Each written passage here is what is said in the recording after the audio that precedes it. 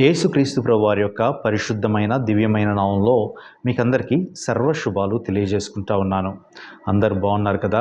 Bible wisdom అనేటువంటి ఈ యొక్క సిరీస్ని మీరందరూ కూడా ఫాలో అవుతూ ఉన్నారు. ఎపిసోడ్స్ రూపంలో ఆదికాండం మొదటి భాగం నుండి ఒక్కొక్క అధ్యాయాన్ని కూలంకషంగా పరిశీలించి వీటిని మీ ముందుకు తీసుకొని రావాలని ఎంతగానో ప్రయాసపడతా ఉన్నాం. కాబట్టి ఈ యొక్క వీడియోస్ని మీరందరూ వీక్షించండి, వీటిని ఇతరులకి షేర్ చేయవలసిందిగా మనస్ఫూర్తిగా కోరుకుంటా ఉన్నాను. ఈరోజు మనము ఇస్సాకు బిడ్డలైనటువంటి యాకోబు, ఏశావు యొక్క జీవితాల్ని మనం చూడబోతా ఉన్నాం.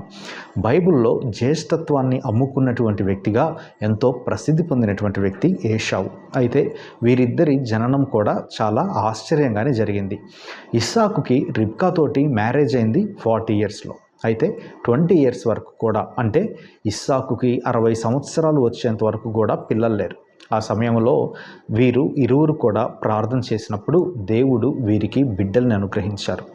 దేవుడు వీరికి బిడ్డల్ని అనుగ్రహించే సమయంలో దేవుడు ఆమెకి చెప్పినటువంటి మాట, నీ కడుపున 2 జనపదములు పుట్టబోతూ ఉన్నారు అని.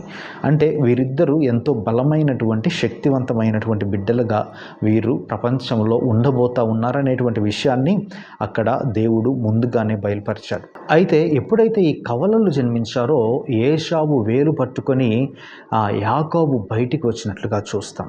అంటే అక్కడ ఉన్నటువంటి పరిస్థితి, యాకోబు ఏశావుని డామినేట్ చేస్తున్నటువంటి వ్యక్తిగా మనకు కనబడతాడు. సరే, ఇద్దరు పెరిగి పెద్దవారయ్యారు. రిబ్కాకి ఎంతో ఇష్టమైనటువంటి వ్యక్తి యాకోబు. ఏశావేమో వేటగాడు, యాకోబేమో సాధుజీవిగా తండ్రి దగ్గర ఉండేవాడు. ఏశావు తన శరీరం అంతా రోమములతో నింపబడినటువంటి వ్యక్తి, అందుకే ఇదోము అనేటువంటి పేరు కూడా ఆయనకి ఇవ్వబడింది. అయితే ఈ యొక్క ఏశావు వేటకు వెళ్ళి వచ్చినప్పుడు చాలా ఆకలిగా ఉంటాడు. అయితే ఇంట్లో ఉన్నటువంటి యాకోబు కలగూర వంటకాన్ని చేసుకుంటూ ఉంటాడు. అప్పుడు ఏశావు చెప్పినటువంటి మాట, నీ యొక్క ఆహారాన్ని నాకు పెట్టు, ఈ ఆకలితో నేను చనిపోయే పరిస్థితుల్లో ఉన్నానని అన్నప్పుడు యాకోబు అడుగుతాడు, నీ దగ్గర ఉన్నటువంటి జ్యేష్ఠత్వాన్ని నాకు ఇచ్చేయొచ్చు కదా అని అడిగినప్పుడు ఆ యొక్క మాటకి యాకోబుకు ప్రమాణం చేసి ఏశావు తన జ్యేష్ఠత్వాన్ని ఇచ్చివేస్తాడు. ఈ యొక్క సన్నివేశం జరిగింది వారి ఇంట్లో. కానీ వారు తీసుకున్నటువంటి ఒక నిర్ణయం వారి జీవితాల్ని అతలాకుతలం చేసింది. నిజంగా ఏశావు తర్వాత దేవుడి యొక్క ఆశీర్వాదాల్ని ఎలా పోగొట్టుకున్నాడో మనకు తెలుసు.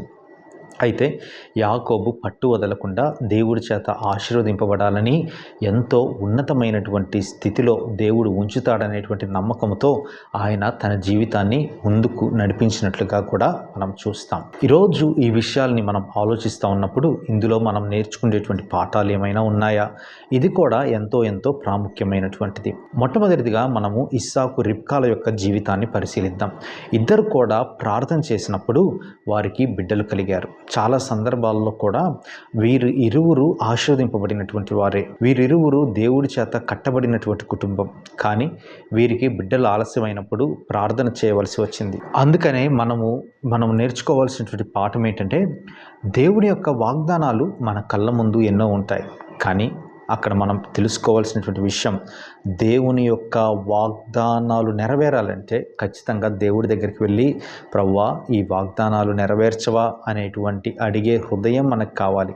అలా అడిగినప్పుడు ఖచ్చితంగా దేవుడు మనల్ని విడిచిపెట్టేటువంటి దేవుడు కాదు. ఖచ్చితంగా మనం అడిగిన వాటిని అనుగ్రహించేటువంటి దేవుడు. ఈరోజు దేవుడు నాకు వాగ్దానం చేశాడని ఆ వాగ్దానాన్ని నువ్వు క్లెయిమ్ చేసుకోకుండా ఉంటే దానివలన ఎటువంటి ఉపయోగం లేదు. కాబట్టి ఈయన చేసినటువంటి పని అదే. కాబట్టి రిబ్కా, ఇస్సాకుల యొక్క ప్రార్థనని దేవుడు ఆలకించాడు. ఇక రెండవదిగా, ఏశావు దేవుడిచ్చినటువంటి వారసత్వానికి విలువనివ్వలేదు. అవును, జ్యేష్ఠత్వం ఎంతో ప్రాముఖ్యమైనటువంటిది బైబిల్లో.